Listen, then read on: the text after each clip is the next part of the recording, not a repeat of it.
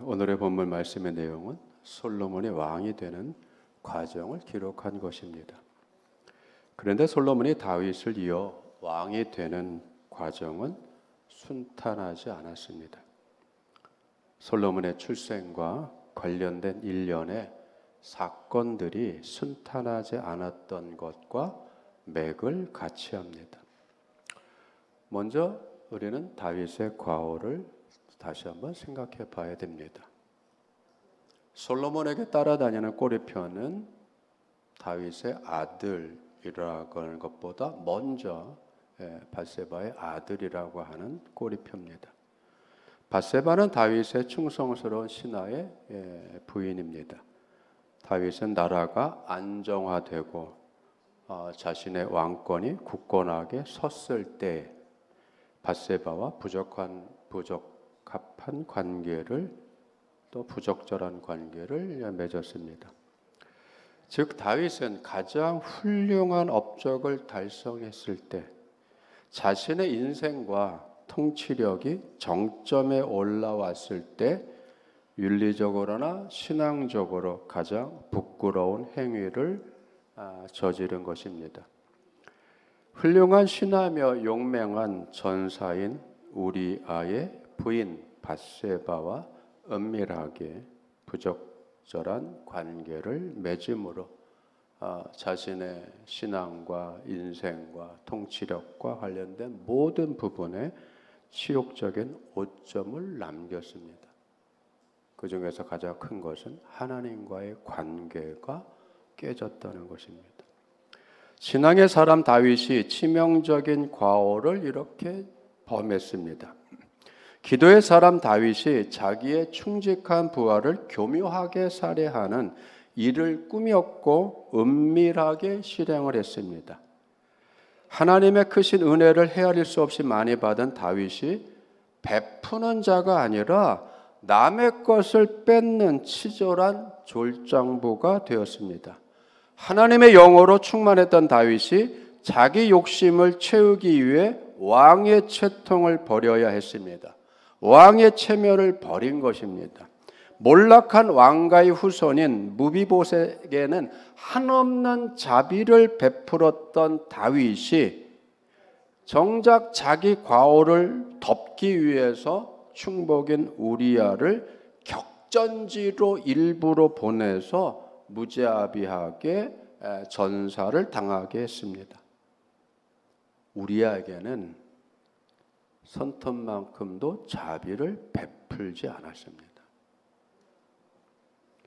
하나님은 다윗과 밧세바 사이에서 태어난 아이의 목숨을 거둬 가셨습니다. 죄의 열매를 가만히 둘 수가 없었던 것입니다. 아이의 목숨을 거두어 가는 과정에 다윗은 자기의 과오와 죄를 눈물로 씻어야 했습니다. 다윗은 가장 영광된 순간에 가장 추악한 자리로 곤두박질 친 겁니다. 가장 경건했던 다윗이 가장 불결한 자가 되었습니다. 성을 빼앗고 적군을 쳐부수어 이기던 자가 자기 욕망에 스스로 무너진 자가 됐습니다. 다윗은 몰랐을 것입니다. 자신이 그렇게 추락할 수 있다는 사실을 밧세바를 만나기 전에는 깨닫지 못했던 것입니다. 자기 안에 도사리고 있던 욕망이 얼마나 무서운 것인지 몰랐을 것입니다. 자신이 얼마나 교묘하며 간교한 자인지 몰랐을 것입니다. 언제요? 밧세바를 만나기 전까지는 말입니다. 전장을 누비며 전투를 할 때는 오직 하나님만 찾던 다윗이 전체 이스라엘의 왕이 되고 주변의 민족과 나라들을 정벌하고 안정과 평화를 가져왔을 때 자신이 어떤 인간으로 변할지 몰랐을 것입니다. 밧세바를 만나기 전까지는 말입니다. 하나님의 영이 자신을 사로잡고 좌로나 우로나 치우치지 않게 이끌어 주시는 은혜가 얼마나 큰지, 얼마나 소중한지 밧세바를 만나기 전에는 몰랐습니다. 자신이 기도할 때마다 응답하여 주신 자비로운 하나님께서 아주 무서운 심판주라는 사실을 다윗은 밧세바 사건 이전에는 미처 체험하지 못했습니다. 다윗은 자신의 용서받을 수 없는 과오를 통해서 자신의 이 허물을 깨닫습니다. 자신이 얼마나 절망적인 인간인지, 얼마나 교묘하며 간교한 죄인인지, 자신이 얼마나 어리석은 인생인지, 자신이 얼마나 나약한 인간인지 자기가 저지른 죄를 통해서 깨달았습니다. 이게 중요한 거죠. 다윗은 통곡하며 참회의 눈물을 흘렸습니다. 그리고 절규했습니다. 자신을 새롭게 해달라고 하나님께 매달렸습니다. 자기를 버리지 말라고 가슴을 찢으며 외쳤습니다. 식음을 전폐하고 하나님께 매달렸습니다. 금식하며 하염없이 눈물을 흘리며 주님께 매달려 기도했습니다. 우리가 잘 아는 참회의 시 시편 51편에 그 마음이 여실하게 드러나 있습니다. 주의 얼굴을 내 죄에서 돌이키시고 내 모든 죄악을 지워주소서. 하나님이여 내 속에 정한 마음을 창조하시고 내 안에 정직한 영을 새롭게 하소서. 나를 주 앞에서 쫓아내지 마시며 주의 성령을 내게서 거두지 마소서. 주의 구원의 즐거움을 내게 회복시켜 주시고 자원하는 심령을 주사 나를 붙드소서. 한마디 한마디가 절규죠. 붙들어 달라고 하고 새롭게 해달라고 하고 쫓아내지 마달라고 하고 나를 외면하지 마시라고. 다윗은 이렇게 처절하게 참회했습니다. 그리고 하나님의 판결을 두말 없이 받아들입니다. 아이를 데려간 것에 대해서 섭섭해하지 않았습니다. 자기가 금식하며 통회하며 눈물로 기도했는데 그래도 거둬가십니까? 아쉬워하지 않았습니다. 하나님의 판결을 그냥 받아들였습니다. 자신과 밧세바의 부적절한 관계 속에서 낳은 아들이 대신하여 희생을 했기 때문입니다. 그러나 그것은 아픈 겁니다. 하나님은 사랑의 채찍으로 다윗을 내리치셨습니다. 아이의 생명을 거둬가셨습니다. 죄의 결과는 이처럼 가슴 아픈 것입니다. 그러나 죄가 깊은 만큼 하나님의 은혜는 더 깊습니다. 우리는 이것을 깨달아야 됩니다. 하나님의 은혜가 우리의 깊은 죄악의 자리까지 쫓아 내려온다라고 하는 사실을 우리는 알아야 됩니다. 주님은 우리를 가만두시지 않습니다. 자신의 자녀를 가만두지 않았습니다. 죄의 수렁에까지 내려오십니다. 죽음의 자리까지 내려옵니다. 사망의 자리까지 내려오시는 하나님입니다. 왜죠? 찾으러 오시는 거잖아요. 죄가 더한 곳에 은혜가 더욱 넘쳐나니라고 바울은 이걸 가지고 이렇게 외친 것입니다. 다윗이 회개할 수 있었던 것은 하나님이 다윗을 포기하지 않았기 때문입니다. 우리가 회개하고 참회하고 돌이키고 회한을 갖는 그 자체가 하나님이 우리를 찌르시는 겁니다. 왜죠? 나는 너를 포기할 수 없다 라고 하는 여러분 그 의미입니다. 그렇기 때문에 마음을 찌르시는 거예요. 자책을 갖게 하시는 거예요. 양심의 가책이 들게 하는 거예요. 하나님께서 다윗을 버리셨다면 다윗은 사울 왕처럼 죽을 때까지 뻔뻔하게 회개하지 않고 자기 생각과 욕망과 권력을 부리며 살았을 것입니다. 그러나 하나님은 다윗을 멈춰 세우셨습니다. 더 이상 죄의 흐름대로 흘러가지 않도록 막아서신 것입니다. 이것이 다윗의 회개의 자리입니다. 우리가 하나님 앞에 참여하며 통곡하며 회개할 수 있을 때에 우리는 하나님께서 우리를 그분의 자녀로 삼아서 훈계하시고 곤쳐 나가고 계신다는 사실을 우리가 깨닫게 됩니다. 그래서 회개란 다시 일어서는 영적인 행동입니다. 다시 일어나는 거예요. 실수로 넘어졌다고 죄로 넘어졌다고 해서 자포자기해 버리고 다시 일어날 것을 포기해서는 안 됩니다. 믿음의 반대는 자포자기입니다. 포기하는 겁니다. 다음 우리가 생각할 거는 그러한 이 엄청난 과오와 참회와 눈물로의 회개가 있은 다음에 하나님은 다윗을 사랑하시고 계신다는 것을 솔로몬을 태어나게 하심으로 표현해 주셨습니다. 다윗의 회개를 하나님께서 받으셨습니다. 하나님은 다윗의 부인이 된 밧세바에게 새로운 아들을 주셨습니다. 위로하신 거죠. 밧세바가 무슨 죄가 있겠어요? 왕이 명을 내렸는데 연약한 아녀자가 무슨 힘이 있어서 왕의 요청을 거절하겠어요? 그렇죠? 아이를 잃은 그 어머니의 그 애달프고 아픈 마음을 하나님이 달래주시는 겁니다. 위로하시는 거죠. 다윗은 이 아들을 낳았는데 이 이름을 솔로몬이라고 했습니다. 샬로모가 본래 뜻이죠. 그건 평화로운 겁니다. 평화로운. 어쩌면 이 아이를 하나님이 주심으로 인해서 자신과 하나님 사이의 화평, 평화, 대립이 아니라 온전한 화합이 일어나고 평안해졌다는 뜻으로 이름을 그렇게 새겼는지 모릅니다. 그러나 아들을 다윗이 솔로몬이라 이름을 지었을 때 하나님은 나단을 보내서 자기가 부르는 이름을 붙여주십니다. 하나님은 나단에게 그랬을 겁니다. 나단아, 다윗이 아들을 낳고 솔로몬이라 이름 줬다. 그러나 나는 새로운 이름을 줄 거라. 네가 가서 알려줘라. 여디디야다. 하나님께서 이 아이에게 주신 이름은 여디디야입니다. 즉 하나님이 사랑하는 자라는 뜻입니다.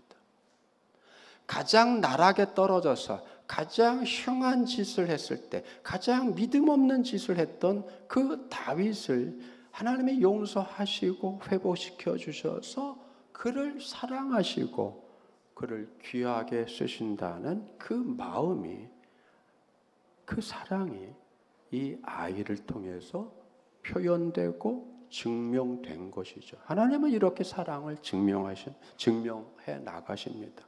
하나님은 여디디야라는 이름을 주심으로 다윗과 그 아들 솔로몬을 향한 한결같은 사랑을 확인시켜 주셨습니다.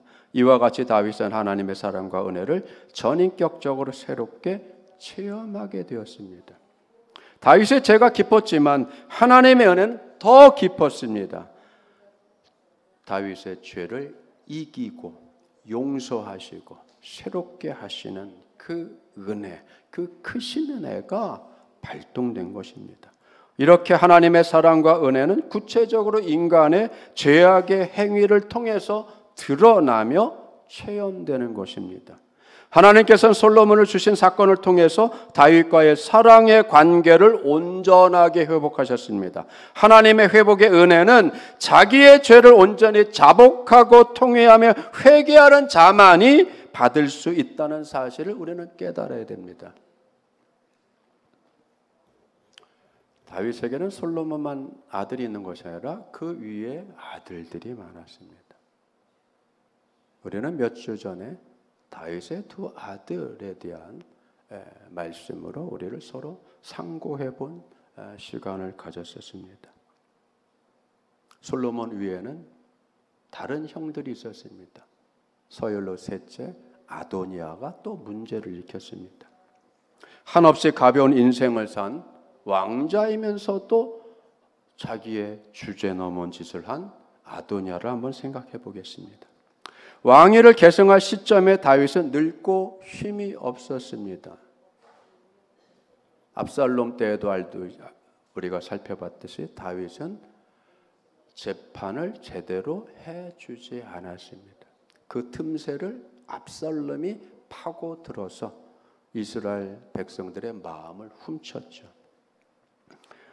이처럼 다윗은 또 한 번 왕위 계승에 대한 구체적이고 상세한 계획을 가지고 있지 않았던 것 같습니다.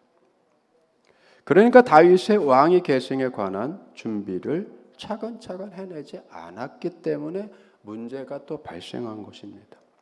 다윗은 용맹한 전사였고 훌륭한 왕이며 경건한 신앙이었지만 집안을 관리하는 일에는 소홀히 했던 것 같습니다.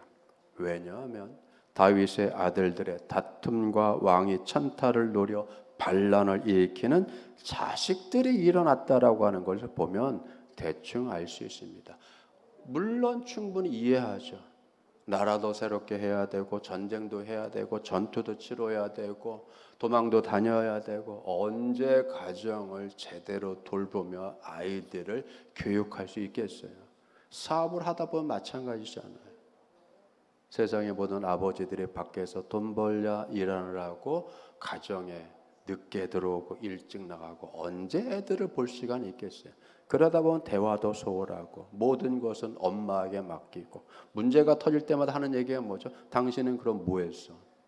집에서 뭐 한 거야? 애가 저 지경이 될 때까지 뭐 한 거야? 공부를 시킨 거야? 뭐 한 거야? 그 말 한번 빽빽거리고 말잖아요. 다윗의 아들들 중에서 맏아들 암몬, 우리는 암몬의 사건을 알고 있습니다.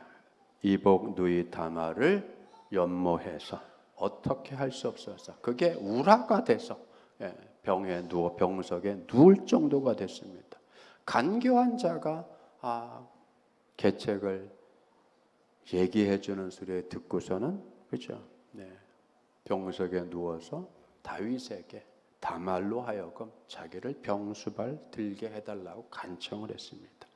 그로 인해서 다말을 강제로 동침을 하고 또 그리고 책임만 지고 버렸습니다.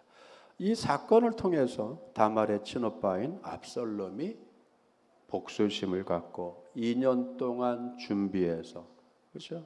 압살롬이 그 치밀한 계획을 2년 동안 실행을 하고 암몬을 살해합니다. 여러분. 첫째, 둘째, 그리고 압살롬은 뭐 했습니까? 아버지의 왕위를 찬탈하려고 반란을 일으켰잖아요. 그러다가 요압에 의해서 전장에서 죽습니다. 첫째 아들과 둘째 아들이 이렇게 비명의 목숨을 잃었습니다. 셋째가 남았습니다. 그게 바로 아도니아입니다. 아도니아에 대해서 성경은 이렇게 기록합니다. 그는 압살롬 다음에 태어난 자요 용모가 심히 준수한 자라. 그의 아버지가 네가 어찌 그리하였느냐 라고 한 번도 그를 섭섭하게 하지 않았다. 여러분, 두 가지 의미가 있죠. 아도니아가 행실이 좋아서 아버지가 더 이상 가리킬 수 없을 정도로 똑똑하게 앞가름 잘하고 그리고 똑부러운 생활을 했을 수도 있죠. 두 번째는 아도니아가 무엇을 하든지 아버지 다윗이 관여하지 않았다는 겁니다. 대화를 한 것도 아니고 물어본 것도 아니고 아버지의 훈육이 없었을 수 있었다는 거죠. 아도니아는 압살롬처럼 사람들의 마음을 휘어잡는 신체적인 조건을 지녔습니다. 그게 뭐예요? 그 용모가 심히 준수했다. 그죠? 용모가 심히 준수했습니다. 이전에 사무엘이 하나님의 명을 받고 예루살렘에 이새의 집에 가서 내가 예선해 놓은 아들이 있으니까 그에게 기름을 부어라. 그리고 왕으로 삼으라고 명을 내렸죠. 사무엘이 슬그머니 예루살렘을 찾아가서 이새의 집에서 하나님의 명한 대로 아들들을 선보면서 하나님의 선택한 자가 누구인지 기대감을 가지고 기름을 부으려고 했어요. 첫 번째가 들어왔습니다. 뭐라고 써있죠? 성경에는 그가 용모가 준수했다. 키도 크고 헌출하고. 사무엘이 무슨 생각을 했죠? 역시 하나님은 겉보기서부터 훌륭한 자를 선택했구나. 그렇게 생각할 때 하나님은 뭐라고 했습니까? 사무엘에게 너는 외모를 보냐? 나는 외모를 보지 않는다. 그의 중심을 본다. 여러분 그렇죠? 외모가 준수하고 인정할 만하고 한 그것이 문제가 아니라 겉으로 드러나는 것이 그 사람의 다가 아님을 우리는 알고 있지 않습니까? 압살롬처럼 아도니아도 말을 타고 호위병을 거느리고 마차와 말을 그리고 호위병들 50명들을 데리고 그렇게 다녔습니다. 다윗은 이렇게 다니는 아도니아에 대해서 한마디도 안 했다는 겁니다. 그런 행위가 어떤 행위인지, 어떤 마음으로 하는지, 무슨 의도인지 그걸 묻지 않았다는 거예요. 아도니아가 이런 허세와 방자하게 지냄에도 불구하고 그걸 아버지로서 그냥 묵인해 버렸습니다. 다윗의 이런 태도가 잘 담긴 말이 바로 그 말입니다. 네가 어찌하여 그리하였냐. 다시 말하면 너는 무슨 생각으로 그렇게 하는 거냐? 무슨 의도로 그렇게 하는 거냐? 네가 지금 왕이나 된 것처럼 하는 거냐? 네가 나처럼 뻐기려고 하는 거냐? 그렇죠, 여러분. 얼마든지 많은 해석이 가능하죠. 그렇게 말함으로 아들의 마음을 섭섭하게 할 생각이 없었다는 거죠. 여러분, 아도니아는 심지어 다윗의 신복인 요압 장군과 아비아달 제사장을 자기 편으로 끌어들였어요. 요압과 아비아달은 다윗의 젊은 시절부터 함께 했던 사람들입니다. 아비아달은 엘리 제사장의 자손이며 사울이 죽인 높 제사장들 중에 유일한 생존자였어요. 다윗에게는 아비아달에 대한 빚이 있었던 겁니다. 높 제사장이 자기를 살려줬는데 그로 인해서 그 집안들이 화를 입어서 다 죽어 나갔기 때문입니다. 빚이 있죠. 마음의 빚이 있죠. 그러니 아비아달을 중하게 쓸 수밖에 없었습니다. 아도니아는 다윗의 신복 중에 유력한 사람들을 자기 편으로 만들자 은밀하게 왕위 찬탈의 준비를 합니다. 아도니아가 왜 그랬을까요? 여러분, 우리는 이걸 생각해 봐야 됩니다. 애들이 왜 그럴까요? 아도니아는 아버지로부터 한 번도 제재를 받지 않았습니다. 다윗은 아도니아가 행한 일들에 대해서 싫은 소리를 하지 않았습니다. 그렇게 자라다 보니 아도니아는 하고 싶은 일을 제한 없이 할 수 있게 된 겁니다. 그러다 보니 선을 넘는 일이 얼마나 위험한 일인지 깊이 숙고하지 않았습니다. 그래서 정상적인 방법을 통해서 아버지로부터 왕위를 순조롭게 합법적으로 계승할 수 있는 그런 서열에 있었음에도 불구하고 왕의 계승 영순위에 있었음에도 불구하고 그는 그 절차를 따르지 않았습니다. 자기 식대로 자기 생각대로 그냥 해버렸습니다. 여러분, 아도니아의 이름의 뜻은 여호와는 나의 주라는 주입니다. 아돈, 주, 아도니, 나의 주, 여호와, 여호와는 나의 주.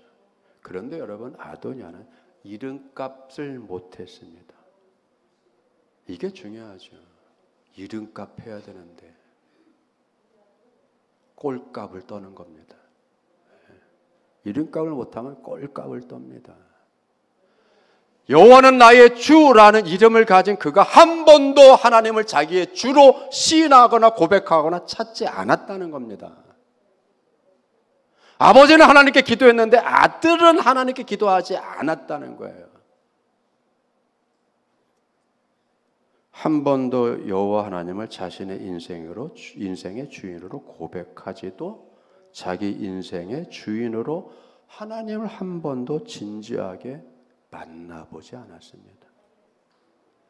그 모든 생활은 아버지 다윗의 영광과 업적과 헌신과 노력과 분투로 쌓아 놓은 것을 값없이 누렸을 뿐입니다. 아도니아가 아버지를 도와서 한 일이 뭐가 있어요? 자기 지분이 없잖아요. 자기의 노력이 섞여 들어가지 않았잖아요. 자기 희생이 섞여 들어가지 않았잖아요. 그런데 아버지가 쌓아놓은 권력을 취하고 아버지가 이룬 업적에 편승을 하고 숟가락을 얹고, 여러분, 세상에 이런 인생 참 많습니다. 피땀 흘려 일한 사람의 공을 쉽게 가로채는 것들도 많잖아요. 그렇죠? 남의 노력을 우습게 여깁니다. 그렇죠? 자식들은 부모의 노력을 우습게 여기면 안 돼요. 그 피땀 흘린 걸 우습게 여기면 안 돼요. 당연히 내 것이 될 거라고 그렇게 생각하면 안 됩니다.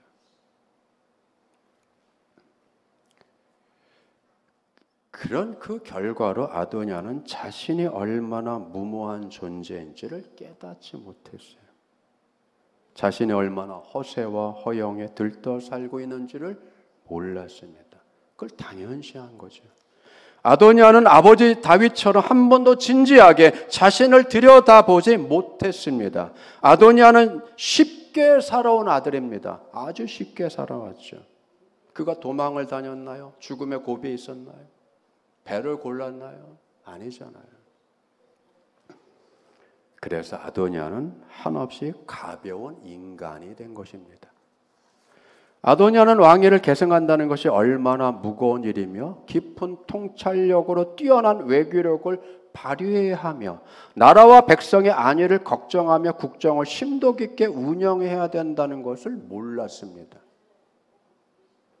전투를 치를 용기와 담력과 전투 기술을 습득한 체험을 한 번도 가져보지 않았습니다. 그저 아버지의 신복 몇 명을 자기 편으로 끌어들이면 모든 게 될 줄 알았습니다. 너무 쉽게 생각한 것이죠. 그 힘을 얻기 위해서, 그 자리에 올라가기 위해서 피땀 흘려 노력을 해본 일이 없기 때문입니다. 그래서 다 쉬워 보이는 겁니다. 그 자리에 올라가는 게 쉬워 보이고 그 자리에서 일하는 게 쉬워 보이고 다 쉬워 보이죠. 여러분, 남이 하는 게 쉬워 보인 것은 그 일이 쉬워서가 아니라 그 사람이 어마어마한 노력을 했기 때문이죠. 어마어마한 노력을 했기 때문에 그 일이 자연스럽게 나오는 거죠. 사람은 재능이다, 운이다를 논합니다. 재능으로 다 될까요? 운으로 다 될까요? 아니에요, 여러분. 노력이 따르지 않으면 안 됩니다. 피나는 노력이 따르지 않으면 안 되는 거예요, 여러분. 축구공 하나 차는 것도 하루에 수백 번, 수천 번 매일 놀지 않고 차야 되는 거죠. 그래야 기가 막힌 궤적을 가르며 골대 좌측 우측 코너로 공이 들어가는 겁니다. 여러분, 그게 쉬워 보이나요? 보기에는 쉬워 보이죠. 여러분, 보기에 쉬워 보인 건 하기에 어렵다는 겁니다. 아도니아는 압살롬처럼 허세를 부리고 그렇게 그럴듯하게 행세는 할 줄 알았어요. 하나님과의 깊은 만남을 가져 못했어요. 그게 문제죠. 이것이 아도니아의 패착의 핵심입니다. 또 하나 우리가 생각할 건 암논, 압살롬, 아도니아 모두 다윗이 나름대로 잘 나가던 때에 얻은 아들들이에요. 헤브론에서 왕이 되어 얻은 아들들입니다. 그때의 다윗은 가슴 아픈 통회와 참회의 시간을 갖지 않았습니다. 왜죠? 바깥으로 싸우러 다니기 바빴기 때문입니다. 그때는 절실했죠. 하나님의 도우심이, 기도의 응답이 절실했죠. 도망 다닐 때 절실했죠. 피해 다닐 때 절실했죠. 전투에 임할 때 절실했죠. 그때 하나님은 내 기도에 응답을 해서 이기게 하시는 하나님, 능력의 하나님, 그 하나님이 필요했죠. 그러나 깊은 죄의 쓴뿌리를 찔러내는 하나님은 그때 필요치 않았어야죠. 그러나 솔로몬은 다윗이 회개의 열매임과 동시에 하나님의 사랑의 징표로 얻은 아들입니다. 다른 거죠.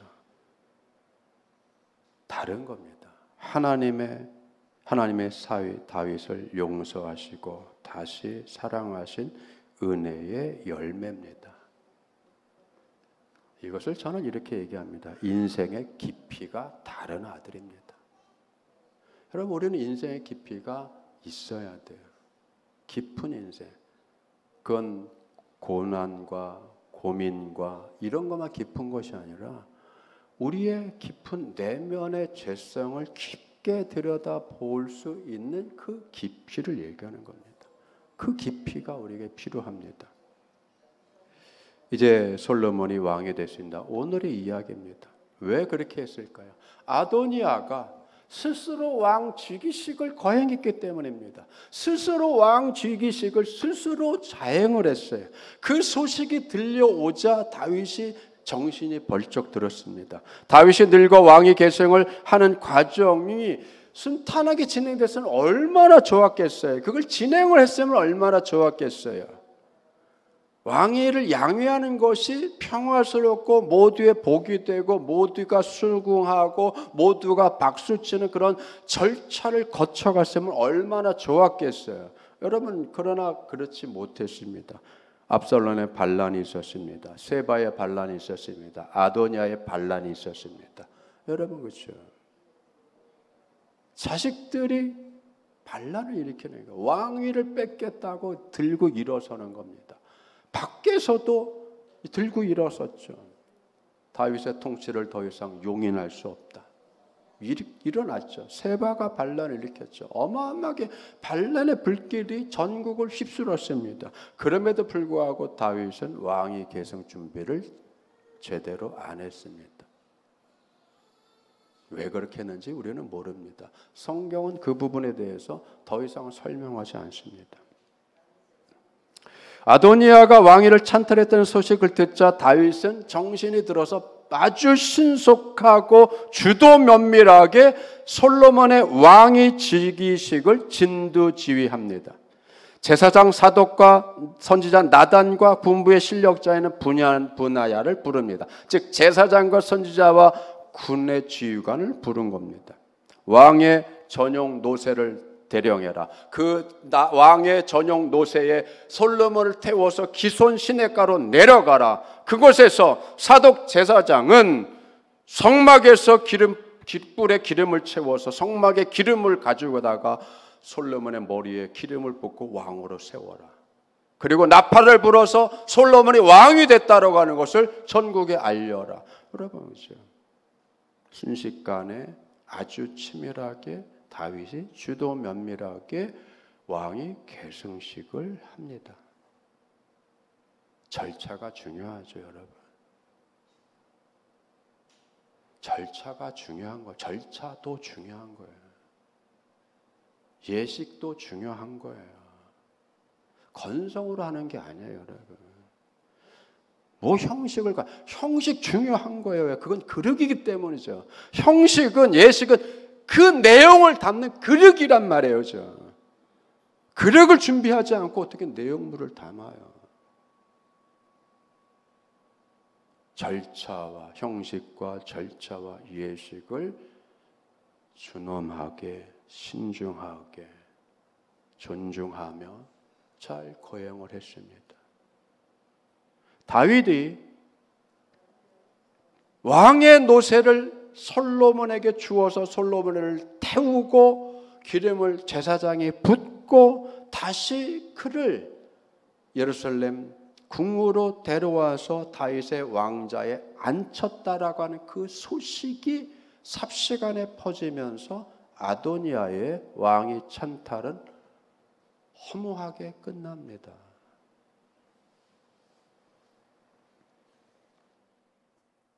솔로몬은 정통성에는 통일 이스라엘의 2대 왕이 되었습니다. 여러분, 우리가 생각할 게 있어요. 솔로몬이 왕이 된 그것이 중요한 것이 아니라 왜 하나님은 솔로몬을 왕으로 세우셨는가 합니다. 솔로몬이 왕이 된 건 전적인 하나님의 은혜입니다.